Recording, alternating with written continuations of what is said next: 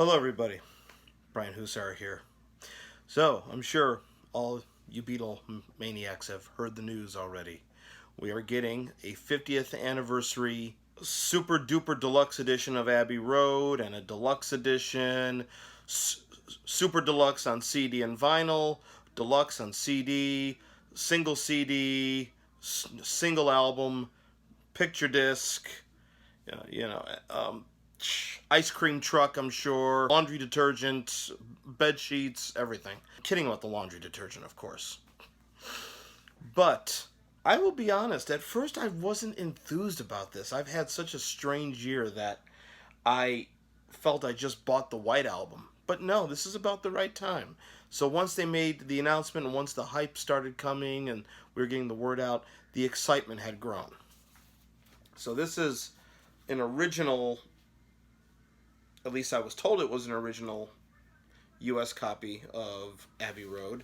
And I know that because Her Majesty is nowhere listed on the back of the record or the label. The Super Deluxe is a total of 3 CDs, a new 2019 mix of the album done by Giles Martin, of course, and 2 discs of session outtakes, bonus stuff. Some of the things that I know that we are getting take of I Want You, She's So Heavy. We're getting the demo of Come and Get It. And it's going to be the 1969 mix of the demo. For those who have Anthology 3, Jeff Emmerich did some editing and tweaking on that to the point where it was basically essentially a new recording. So we're getting the original 1969 mix of the demo of Come and Get It, which was a hit for Badfinger. So I'm excited about that. And we're getting the original rough mix of the suite, the side 2 suite. So that's pretty exciting. I've heard some comments where people are saying it's kind of light on the discs. I know there were a lot of discs for Sgt. Pepper. There were a lot of discs for the White Album. But I kind of figured the Abbey Road set would be kind of light. I know the Super Deluxe is running about $109 right now on Amazon.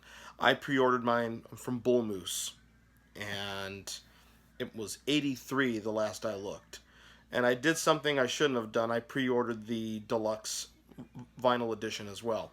So I said I wasn't going to do it, but when I saw the price Bull Moose had for that, I said I'll get them both. So there we go. I'm pretty excited, and I know there's a couple of channels out there that I follow, that I subscribe to, that were talking about, there shouldn't be a new mix of Abbey Road, and I like my Beatles the way they were recorded. I've stated my case on this when Sgt. Pepper came out, and even with the White Album. Sgt. Pepper, the 2017, was an attempt to create a proper stereo mix based on the mono album.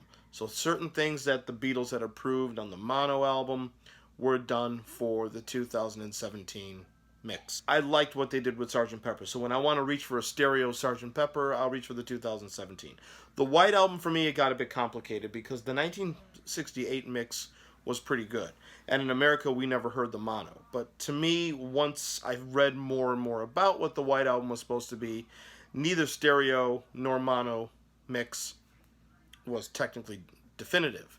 They deliberately wanted them different so fans could go out and buy 2 albums. If you lived in England and Europe, you could buy 2 albums, have 2 different mixes, and get more money in their bank accounts.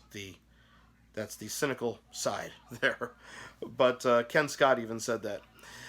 And Abbey Road, to be totally honest, I think the mix is pretty good. The original 69 mix is pretty good.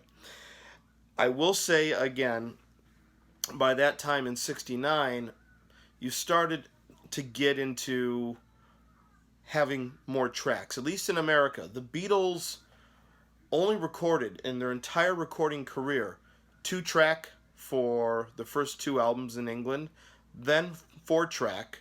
Then in the middle of the White Album, they graduated to 8-track, and Abbey Road was recorded in an 8-track, and there wasn't even an alternate mono mix. In Europe, where there was a mono version of it, it was a fold down of the stereo mix. So there wasn't a dedicated mono mix of Abbey Road. 8 tracks, and even during 8 tracks, they got to a situation where they had to bounce down tracks to make room for more tracks. And I heard the new mix of something, and Giles pretty much didn't mess with the stereo placement, but what he did do was bring some clarity to the strings. The string section finally sounds like a string section. The vocals are clearer, and the drums have a nice big feel to them, if I could describe that. You really, I mean, the cymbal crescendo that Ringo does at the beginning, I could feel that cymbal crescendo when I A-B them. But then again, that's not to say that that 69 mix, the original stereo mix, is bad. And, you know, like I said, the original mix is not going away. But I am excited about this new mix. I like the other mixes. I like the 2017 mix of Sgt. Pepper, and I like the 2018 mix of the White Album. And in fact, those have been my go-tos, you know. Stereo was an afterthought on a lot of that stuff back then. And even with Abbey Road, by the time you got to 69, in America, 16-track first came about. I think the first 16-track album, correct me if I'm wrong on this, was the second Blood, Sweat, and Tears album, the one that swept the Grammys, has Spinning Wheel on it, You Made Me So Very Happy. It's a great album, even though it doesn't have Al Kooper in it, but that's another story. But the drums, James Gershel, the producer, he spread those drums out on multiple tracks, so you got this beautiful stereo spread on the drums. And I know that Glenn Johns was saving 2 tracks for John Bonham's drums on Zeppelin 2. Heck, Glenn Johns on Get Back and Don't Let Me Down, those are stereo drum tracks. So by that time, especially late 69, you started to get stereo drum tracks. Or at least not stereo. If they wasn't stereo, you started getting drums directly in the center. Jeff Emmerich, his first time recording a stereo drum track was on The End.